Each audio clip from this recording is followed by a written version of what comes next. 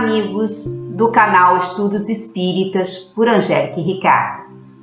Espero encontrá-los bem, com saúde e com disposição para o estudo de hoje do Evangelho segundo o Espiritismo de Allan Kardec. Para isso, vamos elevar os nossos pensamentos aos nossos anjos guardiães, fechar os nossos olhos e fazer a prece que Jesus nos ensinou. Pai nosso que estás nos céus, santificado seja o vosso nome, venha a nós o vosso reino, seja feita a vossa vontade, assim na terra como no céu. O pão nosso de cada dia dai-nos hoje, perdoai as nossas ofensas, assim como perdoarmos a quem nos tem ofendido. Não nos deixes cair em tentação, mas livrai-nos do mal, porque vosso é o reino, o poder e a glória para todo sempre. Hoje estudaremos o capítulo 13, item 18, que tem como título Os Órfãos. Ditado por um espírito familiar em Paris em 1860. Esse mesmo texto do Evangelho nós encontramos na Revista Espírita do mesmo ano, se eu não me engano, no mês de novembro. E começa dizendo: meus amigos, amai os órfãos. Se soubesses quanto é triste ser só e abandonado, sobretudo em eternidade. Fazemos sempre uma pesquisa na internet para ampliar nossa visão, ouvindo várias palestras, sempre em sites confiáveis. E no dicionário virtual encontramos 3 definições para a palavra órfãos. A primeira, ligada a substantivo e adjetivo, diz: da pessoa ou menor privado de pai, de mãe ou de ambos os pais. No sentido figurado, que ou quem perdeu alguém que estima ou que o protegia. E como sinônimo das palavras privado, abandonado e desamparado. A orfandade se apresenta sobre 2 aspectos, o material e o moral. Órfão é a criança abandonada, privada ou desamparada, sem lar, sem carinhos, pela qual não há quem se interesse, entregue aos imprevistos da vida, estejam os pais vivos ou não. Crianças sem cuidados devidos, maltrapilhas, sem higiene necessária, crianças com fome, que pedem aqui e ali um prato de comida ou um lanche para aplacar sua fome. A maioria das crianças das quais falamos é órfã, por viver completamente abandonada, perambulando pelas ruas e praças, a despeito de se achar em companhia dos seus pais, que por sua vez também são destituídos de um sentido de vida. Órfãos a seu turno, já que são tantas outras crianças, espiritualmente falando, desprotegidas e desamparadas dos cuidados requeridos pela condição. A vida humana é muito mais complexa, tem nuances delicadas que não podem ser esquecidas sem que isso se resulte em sérios prejuízos. Para a fome, o alimento. Para a sede, a água. Para a criança, o colo materno, o lar, onde é encontrado um clima propício para o seu desenvolvimento. Fora desse meio, ela poderá viver e crescer como alguns vegetais crescem, de forma débil em solos desgastados, desnutridos, crescem em terrenos não adequados. Jamais conseguirão florescer e frutificar como as árvores que tiveram a aventura de crescer em solo adubado, expostas aos raios solares e às chuvas que fecundam a terra. A orfandade, na realidade, está na esterilidade dos corações. É uma consequência do egoísmo, filho do orgulho e causador das misérias do mundo terreno. é a negação da caridade. Agrada a Deus quem estende a mão a uma criança abandonada, porque compreende e pratica a sua lei, nos fala o texto do Evangelho que estamos estudando hoje. E que lei é essa? A lei do amor. O amor ao próximo é fazer todo o bem que esteja no nosso alcance. Nos ensinou Jesus a amai-vos uns aos outros como irmãos. O amor aconchega, cuida, protege, acolhe. Aplaquemos a dor de nossas crianças, oferecendo-lhes o alimento que sustenta o seu corpo, a roupa que os aquece, mas não deixemos de ofertar a palavra que alegra, a atenção do ato de ouvir, contar a história que as encanta e que embala seus sonhos, demonstrar o carinho, demonstrar interesse por suas vidas, o sorriso amigo. Lembremos que os nossos filhos também são nossos próximos. Observamos muitos pais modernos que passam a função de educar, contar histórias, divertir para aparelhos como tablets, celulares, computadores, se esquecendo que rir junto, abraçar, fazer cosquinha, olhar nos olhos, as máquinas ainda não fazem isso.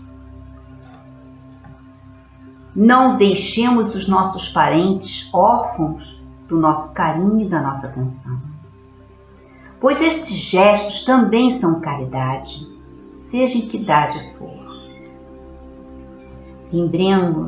Lembramos um dos primeiros livros espíritas que eu li foi Jesus no Lar, de Ney Lúcio, psicografado por Chico Xavier.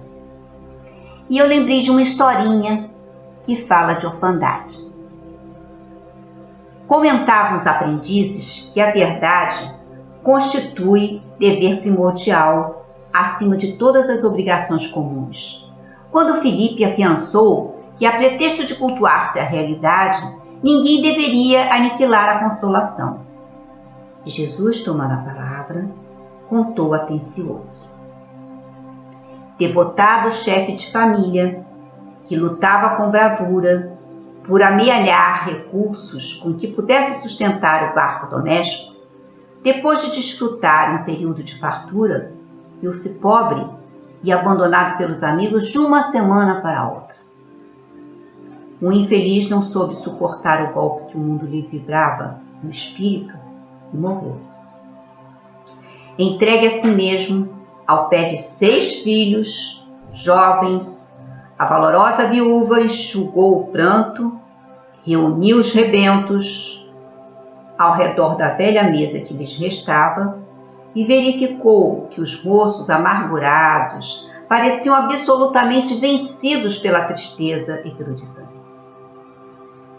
Cercada de tantas lamentações e lágrimas, a senhora meditou e em seguida se dirigiu ao interior da casa, de onde voltou sobraçando uma pequena caixa de madeira, cuidadosamente cerrada, e falou aos rapazes com segurança.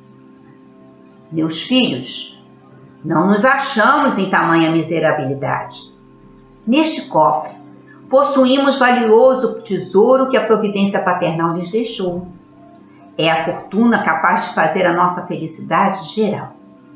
Entretanto, para os maiores depósitos do mundo desaparecerem quando não são alimentados nas fontes do trabalho honesto e produtivo. Em verdade, o nosso ausente, quando desceu ao repouso, nos empenhou em dívidas pesadas. Todavia, não será justo o esforço pelas resgatar com a preservação do nosso precioso tesouro? Aproveitemos o tempo, melhorando a própria sorte, e se concordam comigo, abriremos a caixa mais tarde, a menos que as exigências do pão se façam insuperáveis. Belo sorriso de alegria e reconforto apareceu nos semblantes de todos. Ninguém discordou da sugestão materna. No dia seguinte, os 6 jovens atacaram corajosamente o serviço na terra. E em 6 anos haviam quitado todos os débitos da família e enorme propriedade rural foi adquirida e o nome do pai coroado de novo pela honra justa e pela próspera fortuna. Quando já haviam superado de muitos bens do pai, reuniram-se certa noite com a genitora, a fim de conhecer o legado intacto. A velhinha trouxe o cofre, sorriu satisfeita e abriu-o sem grande esforço. Com a sombra dos filhos, porém, dentro do estojo, encontrava só um velho pergaminho com as palavras de Salomão. O filho sábio alegra seu pai, mas o filho insensato é a tristeza de sua mãe. Os tesouros da impiedade de nada aproveitam, contudo a justiça livra-nos da morte no mal. O Senhor não deixa com fome a alma dos justos, entretanto, recusa a fazenda dos ímpios. Aquele que trabalha com a mão enganosa empobrece. Todavia, a mão dos diligentes enriquece sempre. Entreolharam-se os rapazes com júbilo indivisível e agradeceram a inovidável lição do carinho materno que lhes havia doado. Silenciou-se o mestre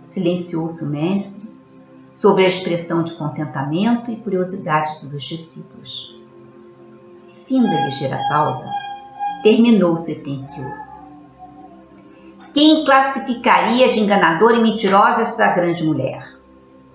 Seja falar sim, sim e não, não, nos lances graves da vida, mas nunca espezinhemos a bênção do estímulo nas lutas edificantes de cada dia. O brelo, a pretexto de acender a luz da verdade, que ninguém destrua a candeia da esperança. Por que Deus permite que hajam órfãos? Para oferecer àqueles que estão nesta condição e aos que estão ao seu redor a oportunidade de exercitar fraternidade, resgatar os débitos adquiridos em encarnações anteriores, enfrentar provações para exercitar a humildade e outras virtudes e servir de auxílio na aprovação dos pais impedidos de procriar. Deus permite que haja órfãos para que lhes sirvamos de paz. Para encerrar, gostaríamos de trazer uma página do Espírito Baltazar, psicografada por Altivo Panfiro, no livro Pela Graça Infinita de Deus, volume 3, da editora Celtic. Ao analisarmos a questão da orfandade, devemos lembrar que o órfão é todo aquele que não dispõe de carinho, do apoio, da confiança de um pai, de uma mãe, de um adulto que lhe sustente o determinado período de vida, justamente o período de maior carência. Podemos ser órfãos de amor materno quando crianças. Podemos ser órfãos do amor de um adulto, quando sozinhos nas lutas diárias, mas nunca estaremos órfãos do amor de Deus, que está sempre presente junto de nós na sustentação dos nossos esforços. Em sua fase de progresso, o espírito humano precisa de muita força, de muito apoio, de amparo, mesmo daqueles que se colocam na condição de condutores do seu destino. Assim, encontrarmos verdadeiros seres angélicos a proteger a humanidade sem que sejam pais dessa humanidade. Encontramos espíritos de bondade que se dispõem a socorrer várias almas, de modo que se constituem verdadeiros condutores dos destinos daqueles seres. Então, observemos que a orfandade está vinculada à ausência do amor e que nos indica tal estudo. Indica-nos que todos os que conhecemos o assunto, todos nós já passamos mais ou menos pelo sentimento de abandono, da ausência de amparo, da ausência de socorro, e devemos fazer o que for possível para que nunca falhemos no amor às pessoas que sabemos depender de nós. Nunca sejamos ausentes do sentimento de bondade. Nunca sejamos distantes do sentimento de solidariedade. Nunca deixemos de lado a manifestação de generosidade quando pudermos fazê-lo. Essa é a maneira de indicar que nós protegemos aqueles que estão ao nosso lado. Se alguém, contudo, perguntar, e o medo de ser rechaçado? E o medo de não ser reconhecido? A tais responderei que a nossa alma fica satisfeita em fazer o bem quando não temos orgulho. Direi ainda aqueles que têm orgulho e que foram rechaçados e se sentiram ofendidos. Diminui o vosso orgulho. Falai com todas as pessoas que estão ao vosso lado, que as vossas intenções são as mais perfeitas, as mais edificantes, até mesmo as mais puras. Aprendei a dar a mãos cheias o que existe de bondade, caridade, generosidade dos vossos corações.